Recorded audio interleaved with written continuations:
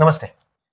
Asthma यानी दमाही, breathlessness breathlessness यानी दम लगना की बहुत सारी वजह है। उसमें से the commonest factor is asthma.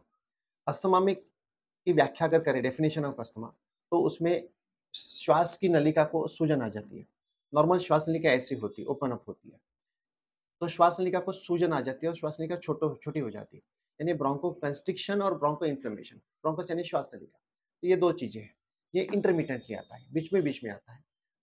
Hyper responsive bronchus यानी सभी को नहीं एलर्जी होती है। जिसको एलर्जी होनी है उसको ही होनी है। और एपिसोडिक होता है यानी ट्रिगर से होता है। अगर कुछ धूल से संपर्क आ गया, डस्ट माइट से संपर्क आ गया या फिर कोई एलर्जेन से संपर्क आ गया, तो उससे ही वो ट्रिगर होता है। तो हर दमा को एक ट्रिगर होता है। That is called as triggers of asthma. तो ये क्यों ज़रूरी है, समझना क्यों ज़रूरी है? इसकी एलर्जी टेस्टिंग होती है।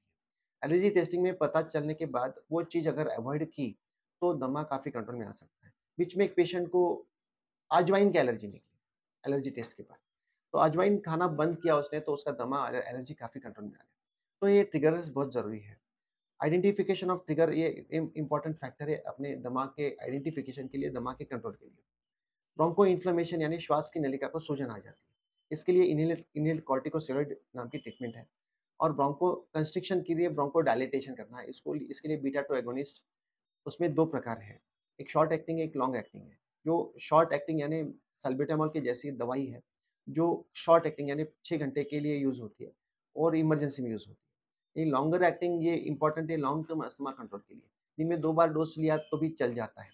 तो कॉम्बिनेशन आता है बीटा 2 एगोनिस्ट और इन्हेल्ड कॉर्टिकोस्टेरॉइड्स का। तो ये यूजुअली कॉम्बिनेशन लेना है दमा के ट्रीटमेंट। सिंपल बीटा 2 एगोनिस्ट या फिर सिंपल स्टेरॉइड नहीं चलेगा।